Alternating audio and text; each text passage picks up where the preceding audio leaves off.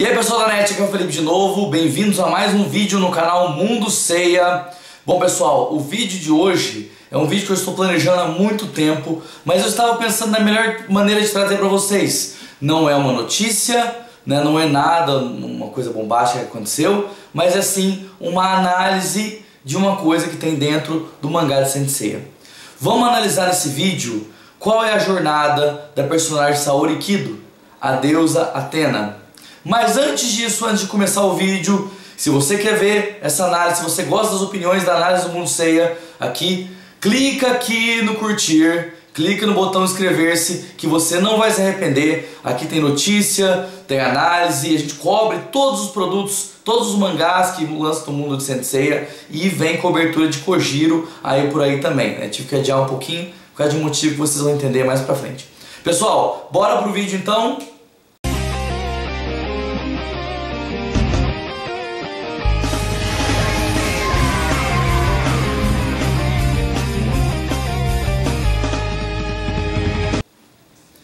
Pessoal, seguinte, a personagem Saori Kido, né, é uma figura bem controversa na franquia, né? Muita gente não gosta dela, né? Muita gente trata ela como, vamos dizer assim, a riquinha mimada ali, né? Diz que é a donzela em perigo, né? Mas eu vou tentar trazer uma nova abordagem de Saori Kido, né, aqui pra vocês, tá? Vamos começar com o choque que ela teve ao saber que ela era a deusa Athena. Claro que a Saori, como deusa Athena, ela faz coisas de maneira, vamos dizer assim, quase subconsciente, inconsciente, desde bebê. Eu não estou falando disso, estou falando de coisas que ela faz como de maneira consciente, tá? E de maneira consciente, quando ela assume o papel de Athena, ela já tenta fazer um tanto de coisa, mesmo sem ter os poderes ainda, o cosmo forte de Athena ainda, né? Então Saori Kido atrai o mal de dentro do santuário, né? Então, naquele momento, né, até o final das 12 casas, Athena estava se provando. Não. Então ela atrai o mal de dentro do santuário, ela prova isso, ela prova que o santuário, que o líder do santuário é um falso líder, né? Vamos dizer assim, um falso deus, né? Então ela se prova como a verdadeira salvadora, né? Lembra que eu sempre falo, né, que a Athena tem muitas características do cristianismo, né? Então é uma mistura ali das características da Athena grega e as características de Jesus Cristo, né? Eu diria que tem até mais característica messiânica do que da Athena grega realmente, né? E ela chega no santuário, né, com a cara e com a coragem para enfrentar ali o grande mestre. Vamos lembrar que não estava nos planos de Athena levar uma flechada, né? E até hoje, né, a gente fica pensando, será que o que tinha naquela flecha, né? E nesse momento até o santuário, né, os cavaleiros de bronze, que estavam desde o começo ao lado de Athena, tiveram uma missão, um teste, atravessar as 12 casas, coisa que nunca antes na história havia acontecido, né? Aí tem o primeiro conflito, né? As pessoas questionam por que a Hylia, Mu e Mestre Ancião, personagens que sabiam que Athena, que Saori Kido era Athena, por que eles não ajudaram, né? Então, existe um diálogo no mangá clássico em que o Mu diz que eles não ajudaram porque Athena deveria passar sozinha por um teste divino, né? O que isso significa, tá? Mesmo que você ache que não faz um sentido lógico, faz um sentido simbólico, né? Faz um sentido simbólico na cabeça do Mu. E vamos lembrar que os personagens de uma obra de ficção não tem que pensar com o mesmo raciocínio que você, nem com o mesmo raciocínio que eu.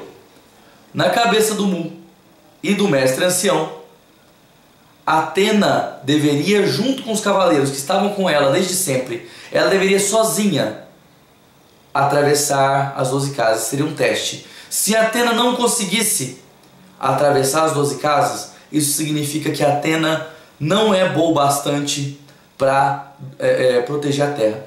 Isso significa que talvez Saga seria mais melhor preparado, né, seria o ideal para proteger a terra, né? Isso se Atena perdesse. Mas depois de 13 anos, Atena volta ao santuário junto com os cavaleiros, né, que o Aiolos tinha previsto, e ela consegue derrotar o Saga, né, e cumprir a primeira fase da jornada. A primeira fase da jornada de Atena como herói foi a fase de se provar como a deusa da terra, né? Ela passou a primeira etapa, ela se provou. E aí nós temos a cena muito bonita ali, depois das 12 casas, com todos os cavaleiros prostrados, né? E agora sim, todos os cavaleiros se ajoelhando, dizendo: você é Atena, você é que a gente vai proteger para sempre, né?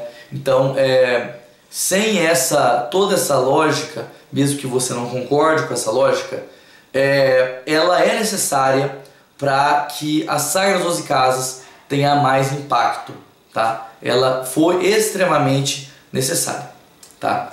Passando para a segunda fase, chegou o momento que é para isso que a Atena serve, né? Que é para proteger a terra da invasão, né, de outros deuses, né? Principalmente Hades.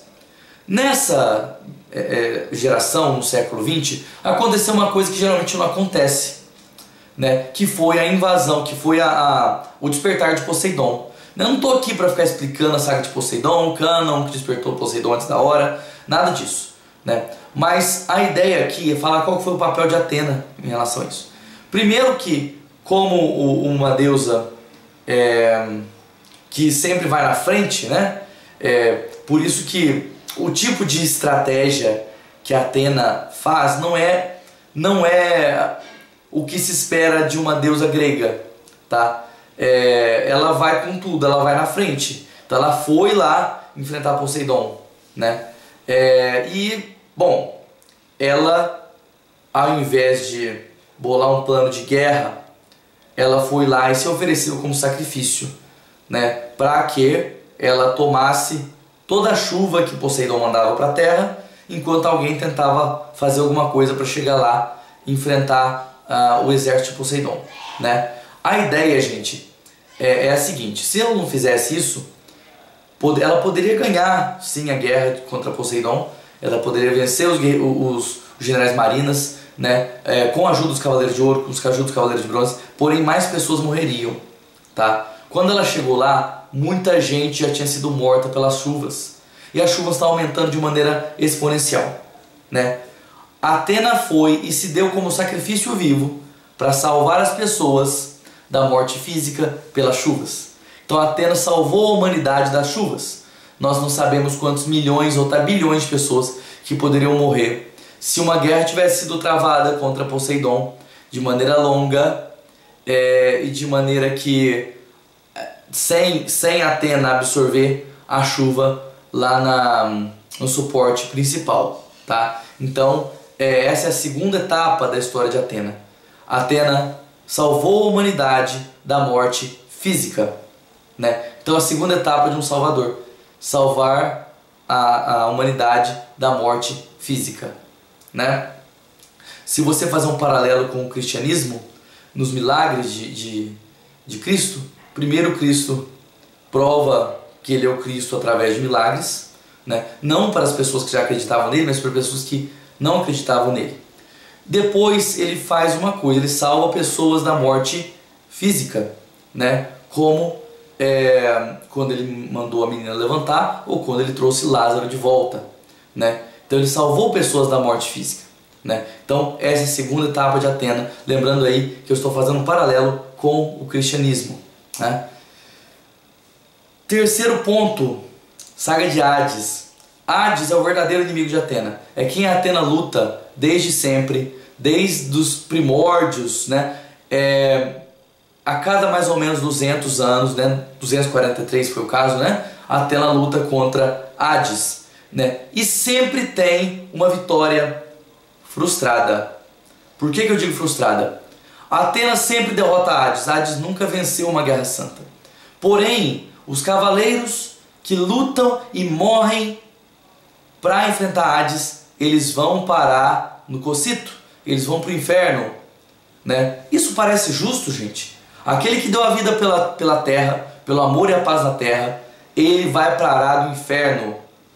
Isso não parece muito justo, simplesmente porque ele é contra Hades. Hades controla a morte. Então, tá vendo? Você enfrenta o Deus da morte, mas você não comanda, você não tem controle sobre o que ele tem controle, né? Então Atena teve uma vitória, várias vitórias, mas foram vitórias fake, não foram vitórias legítimas e de verdade contra Hades, desde a Primeira Guerra Santa até a Guerra Santa do século XVIII. Na Guerra Santa do século XX foi diferente. Atena, através de várias estratégias sim, que dependeram da fé em seus cavaleiros, né? Quando ela foi até o inferno, quando ela atravessou o muro, quando ela se colocou dentro do vaso para que o verdadeiro corpo de Hades saísse, tudo isso dependia da fé e do amor de Atena em seus cavaleiros. Sem isso, Atena não venceria, né?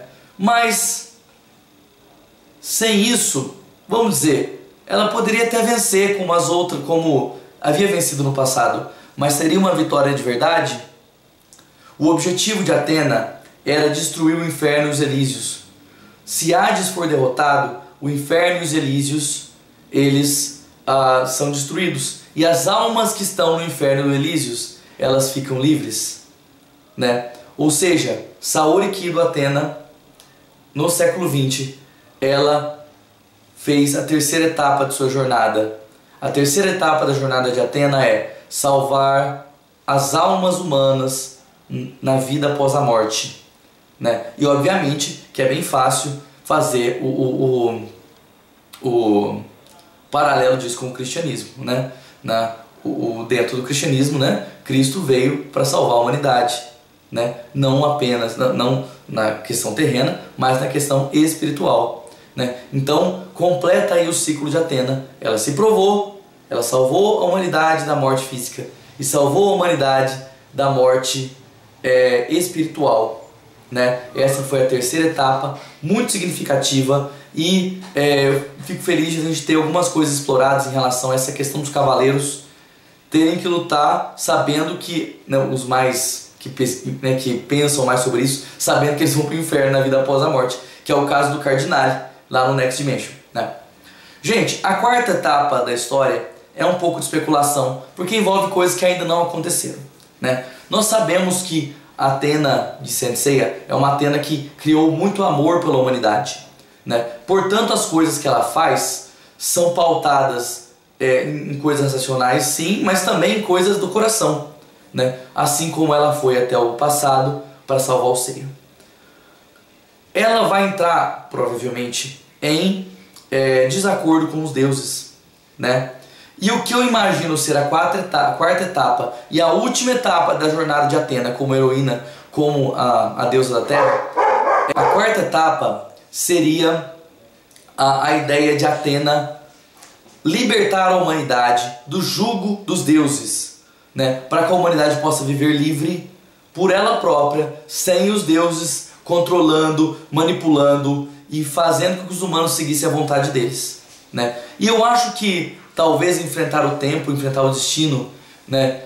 Enfrentar Cronos, talvez seja muito relevante simbolicamente. Assim como um provável futuro aí, onde Ker talvez tenha importância, que é tida como meio que a deusa do destino, porque ela molda o destino dos humanos, né? De certos humanos no caso, né? Então essa luta contra deuses que moldam o destino dos humanos, eu acredito que seja a quarta etapa da história de Saori Kido como deusa Atena. E acredito que, bom, apesar de estar tendo uma construção para tornar Saori Kido uma vilã no momento, nós teremos diálogos, teremos explicações que vão colocar aí Saori Kido como do lado dos fãs de novo, né? Porque tem gente que está desacreditada dela nesse momento, né? Mas, pessoal, é isso que eu queria falar para vocês sobre essa análise, tá? Sobre a Saori Kido. Queria muito ouvir a opinião de vocês sobre as 4 fases de Atena, né? Queria que você, se gostou dessa análise, tá? Eu pensei muito para fazer esse discurso aqui, essa análise sobre a Saori Kido. Então se você gostou realmente, gente, manda o vídeo para seus amigos, né? Se inscreve no canal, né? E clica aqui no botão de curtir e também no sininho aqui no vídeo, pessoal. Vão ter mais análises sim no futuro, se assim os fãs e os inscritos do canal Mundo Seiya quiserem. Então por hoje é só, pessoal. Até mais. Tchau, tchau.